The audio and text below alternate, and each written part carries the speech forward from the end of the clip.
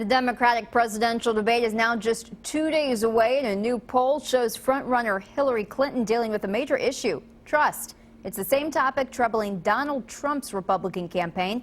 Brian Webb breaks down the numbers from New York. The latest CBS poll shows voters have trust issues with Hillary Clinton and Donald Trump. Clinton scored just 35% among Democratic primary voters for being honest and trustworthy. On the Republican side, Trump comes in even lower at 33%. I happen to be an honorable guy. But one thing that's very important, when I go to New Hampshire and Iowa and South Carolina, where I have very good numbers in terms of favorability, you know why? Because I'm there a lot. Trump is still top dog in the Republican race at 27%, considered the strongest leader. But he and Jeb Bush have the highest unfavorable ratings among the Republicans, with Bush dropping 11 points since August. Ben Carson, who is running second to Trump, gets the best Republican numbers for being honest and caring. Carson told John Dickerson why he believes Congress is so dysfunctional. Over the last few elections, a lot of people have been sent to Washington with the thought that maybe some changes could be made, and I don't think anyone's seeing any changes. Despite her struggles, Clinton is still far ahead in the Democratic race. The same CBS poll shows her holding on to 46% of primary voters, compared to 27% for Sanders and 16% for Vice President Joe Biden. If Biden does run, he'll have a head start on the honesty issue, finishing ahead of all the candidates at 61%. Brian Webb for CBS News, New York. The Democratic presidential debate will be on CNN at 8:30 Tuesday night. National and state leaders in Tennessee are in the process of wrapping up their investigation into a deadly plane crash. The Federal Aviation Administration says a plane crashed Friday night on Buffalo Mountain. It was flying from Knoxville to Bloomington, Indiana. Rescue crews pulled 2 bodies from the wreckage. Investigators expect to have a full report next week. We'll look at the man, the machine, and the environment for that.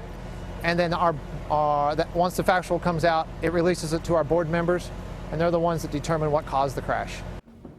Late this afternoon, deputies identified the victims as William Gibbons and his daughter Abby. Gibbons was the vice president of Cook Medical in Bloomington. A driver is dead after a crash at a southeastern Kentucky racetrack. During a race at the Mountain Motor Speedway in Isom, police say one of the cars left the track, went airborne, and hit a tree. The driver went to the hospital where he died. The coroner says the driver was 61-year-old Willard Michael Hicks from Shelby Gap. Many in Mississippi are calling on leaders to remove the Confederate battle emblem from the state flag. Protesters gathered outside the Capitol this weekend.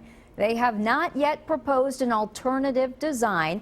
Rally leaders say the flag used since 1894 is racially divisive. Officers in southern Kentucky need help finding 3 people tonight. They say 2 people went into the Walmart in Manchester last night, broke into a cash register and stole money inside. Manchester police believe they then went out to a driver in the parking lot who was waiting on them and sped off. Some of our WKYT crew put on their boots and blue jeans for a good cause tonight. Deanne Stevens, Sean Moody, and Lee K. Howard were part of a celebrity team penning event at the Kentucky Horse Park. The event paired local celebs with professional riders in a friendly competition.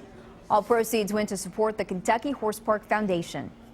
I think it's really neat to see the people who come to support the Kentucky Horse Park Foundation, who love to see the sport. I mean, who's ever heard of team penning? You know, I'd never heard of it until they asked me to do it. And so it's neat to learn something new, to be a part of it, and all while raising money for the Horse Park Foundation. Kentucky's First Lady Jane Bashir was one of the celebrities participating as well. There are some people in life, you know, you'll never meet another person like that, and that was Ken. He was 1 in a million. Friday afternoon, a man was killed in a car wreck in Boyle County. Coming up, we'll show you how he's being remembered. Police say someone shot and killed a teen in a parking lot in Anderson County, the latest on their investigation. And thousands of athletes were in Louisville this morning for the chance to become Ironmen. Tracking, alerting, protecting. This is WKYT News. Thanks for staying up late with WKYT. I'm Kristen Kennedy. Friends say he was 1 in a million. Tonight, they're remembering a man killed in a crash in Boyle County. Danville police say 30-year-old Ryan Kemp died in a wreck on Popplewell Lane near US 127 Friday. Sam Smith is talking to his friends. He has our top story. You know, we love Ryan. We're going to miss him, but we'll never forget Ryan. Ryan Kemp was the founder of the Western Kentucky Ghostbusters, a group that loves the films and volunteers in the community. We do all kinds of stuff from parades, movie screenings, birthday parties. We do a lot of charity work. We raise money for the UK Children's Hospital. Kemp is from Logan County, but has spent a lot of time here at A+ Comics in Lexington. He was killed Friday in a car wreck in Boyle County. Friends say he was on his way to shoot a scene in a fan film. He enjoyed making other people happy, and that's truly going to be missed. As a tribute, from now on, October here at A+ Comics will be known as Ryan E. Kemp Month. And it'll be dedicated to him and in his honor. Friends say Kemp was the ambassador for their group, making connections with other Ghostbusters fans. Their group has been flooded with support after Kemp's death. They say it's proof of how kind he was. There are some people in life, you know, you'll never meet another person like that. And that was Kemp. He was one in a million. I know I'll never meet anyone else like him, but I'm very, very glad for the time I got to know him and that he found me and that we got to be friends for the time we were. In Lexington, Sam Smith, WKYT. Funeral arrangements are pending. Police are still trying to determine the cause of that wreck. A shooting in an Anderson County parking lot today left one teenager dead. Early this morning, police say someone shot 18-year-old DeMichael Trey Bolton at the Eagle Lake Convention Center. Hundreds of people were in the parking lot for a party after a concert during Kentucky State University's homecoming. So far, police have made no arrests. Search, rescue, and recovery crews at the Red River Gorge had a tough mission this weekend. They say 30-year-old Michael Hacker from Goshen, Ohio, fell more than 200 feet off a cliff and died. We're told a nurse was nearby and found his body at the base of the Chimney Top Rock Cliff. This comes just days after crews rescued two boys who went missing in the gorge and reunited them with their families. Rescuers have a warning for other hikers. Think twice before you do something. Look at all the possibilities. See what the dangers are. More than 15 volunteers from Wolf, Powell, and Menifee counties were there to recover Hacker's body.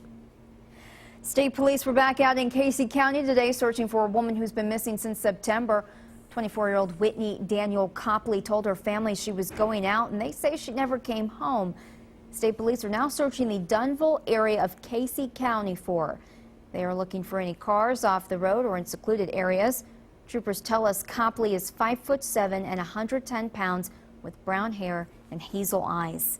A missing Louisville teenager is safe tonight. Police found her in Arkansas.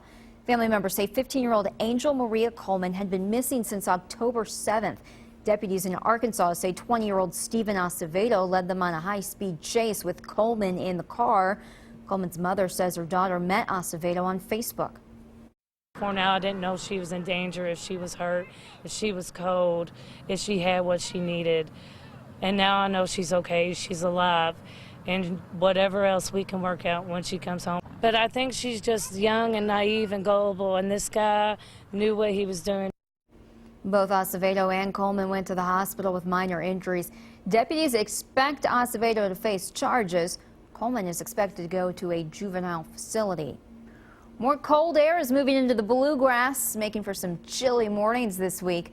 Mike Linden is here with an early look at your work week forecast. Hey, Mike. Hey there, Kristen. We are looking at things shaping up to be a little cool as we head into the start of a brand new work week here in the Commonwealth. The skies are clear, and for that reason, temperatures are running cool once again. Now, we are still holding on to some of that warmth that we saw this afternoon. Right now, most spots in the mid-50s. Now, this 56 in Lexington, that's at the airport. Here at the station, at our weather station, it's right around 51 degrees. So things are cooling down and quickly. Boyle County, 48 degrees, and most spots, while aren't going to be as cool as what we saw this morning in the upper 30s and lower 40s, I am still tracking Many different shots of chilly air for the work week ahead, the first of which looks to arrive Monday night. Yet another blast of cool air by the middle of the week and then by the weekend. We're looking at temperatures as cool as 32 degrees, if not colder than that. That means frost, Kristen. And coming up, I'll take you hour by hour and show you how low we could go for the work week ahead. We have a traffic alert to pass along to you tonight. Some of the entrance ramps to Interstate 75 at Newtown Pike will be closed until tomorrow morning.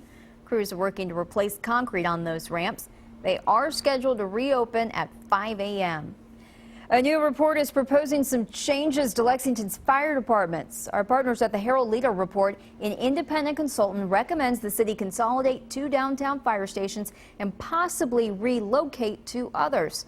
The city paid Public Safety Solutions, Inc. about $70,000 for the analysis. The company looks at population growth, fire response times, and maps the best locations for future fire stations in Fayette County. They'll present the study to the Urban County Council Tuesday.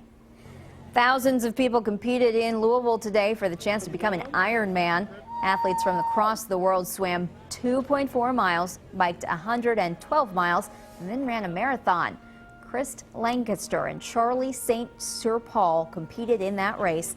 Lancaster was born with a genetic disease that has slowly taken his eyesight.